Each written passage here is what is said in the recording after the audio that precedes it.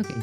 Hi everyone. Welcome to the third quarter of AP, where we talk about Chinese dynasties, as mentioned in the last quarter. Now let's begin. Oh, why does this keep happening? So, let's talk about dynasties. In the last quarter, we talked about a dynasty in China known as the Chan or Shang dynasty. Well, for this quarter of AP, we'll be talking about the different dynasties in China that were mentioned in the book I used for this year. Here's Araling Panlipunan. So what we'll talk about each dynasty. For each dynasty, we'll talk about its rise, some of its famous rulers, its belief, and its contribution to humanity, and then how it fell.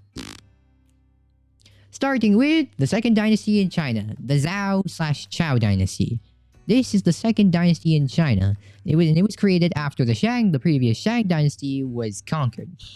During this time, many beliefs were created, such as Confucianism, which was created by Confucian, who urged peace and harmony between people. Sinocentrism, which is kind of a boastful way of people saying, we are the greatest. And finally, legalism, which enforces punishment on those who commit wrong against the law and rewards those who do right. Okay. The dynasty would also improve trading by improving the land and using iron to create both weapons and tools. But eventually it did fall and would rise to the next dynasty, to the Qin dynasty. This dynasty is known as the Qin dynasty, and it was ruled by a man named Shi Huangdi. That's how I'm pronouncing him, by the way. Shi Huangdi was influenced by legalism, so most of what he did during his rule were based on said belief. During his rule, he built the Great Wall, burned any books that went against his ideals of legalism, and updated laws and writings. Unfortunately, due to his legalistic demeanor, many people hated him. And when his son ruled, it only lasted for 3 years before the Qin dynasty came to its end. So, okay, we're not off to a good start. Well, let's see what the next dynasty will improve on the Qins. So this dynasty was created by Liu Pang, and unlike Shi Huangdi, Liu Pang made sure to appeal to the people first beforehand. Now during the at least 4 centuries worth of Han rule, there was a king named Wu Ti who not only bested the dynasty's enemies, he's in the north, but also followed the ideology of Confucianism, making it the dynasty's main ideology. They also contributed to the world via tradings with Persia, which was their first exposure to the Western world. They were the first dynasty to create paper. And they made the collar harness for horses is to pull the plow. Unfortunately, after some time, corrupt people got into the government, and it kind of doomed the whole nation, unfortunately. Now, for this next dynasty, it'll be very short because not much is known about this other than one important thing. You see, this dynasty was known because of how it took down an invading force in the north called the Huns. While short-lived, it did manage to drive them back and pave way and built the ground up for the next dynasty, the Tang. And they would rise from the ashes of the Sui, and just like the Sui, they managed to take down some foreign invaders that came their way. They also managed to revive the old civil service examination from the Shang dynasty, which, if you don't know, basically means a sort of examination test that prepped you or tested whether or not you are worthy or not to join the government. Then from the Shang dynasty, they improved agriculture by creating the Green Sprout Act and bringing in new seeds from elsewhere. They improved trade via the use of a Silk Road, which connected them with the rest of Asia and also Europe, and created inventions such as printing and porcelain art. These contributions helped China flourish into a golden age for many years until until the dynasty ended, and it also lost control of the Silk Road. Oh man, not the Silk Road! Let's see how the next dynasty went. And so the next dynasty is known as the Sung dynasty. It came next, and it was quite a boat on the river.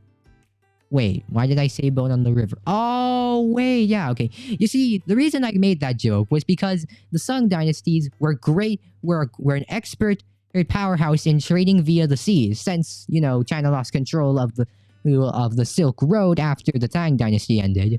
So they were forced to use boats to trade instead. Not only did they improve maritime trade, but they also created a boatman's best friend, the compass, which helped them find their way. while on the river. Er, Here, while it was great in maritime trade power, it wasn't exactly great in power as it was taken down by a race called the Khitans, and so this dynasty came to an end. And as okay, next. Next up is now this was actually we're on to the last two already, but this one, the second to last one, is actually very interesting. You see, for the last dynasties, they were ruled by Chinese people, but this one was ruled by a Mongolian one, and his name was Kublai Khan. And he was a Mongol leader who invaded China, and upon invading it, he started his own dynasty known as the Yuan. For the sake of the people, he was forced to follow Chinese laws and regulations in order to keep them under control. His dynasty was also able to improve printing technology from the Han dynasty and medicine, to name a few. However, Kublai Khan didn't just want China, he wanted Japan, and this led to failed campaign after failed campaign of attempts to take it over, which made the people hate him. And thus, after a while, Kublai Khan eventually perished, and his dynasty was taken down by the last dynasty of this quarter, introducing the Ming dynasty, who managed to conquer Kublai Khan's Yuan dynasty before coming in control. Oh, when they came in control, their leader, Ming Taisu, decided to get rid of any remnants of Kublai Khan's rule, as well as any Mongolian culture he may have added to China after he took control. Eventually, and over the years, the dynasty also moved upon the Qin dynasty's Great Wall, repairing it in order to protect the country from invaders. However, eventually this last dynasty made its end by a group called the Manchus in the north, and thus ended the reign of this final dynasty. And so with that, that's all the dynasties in the book about China. For next quarter, I'll talk about civilizations/kingdoms in India. Until then, I'll see you guys next time. Bye!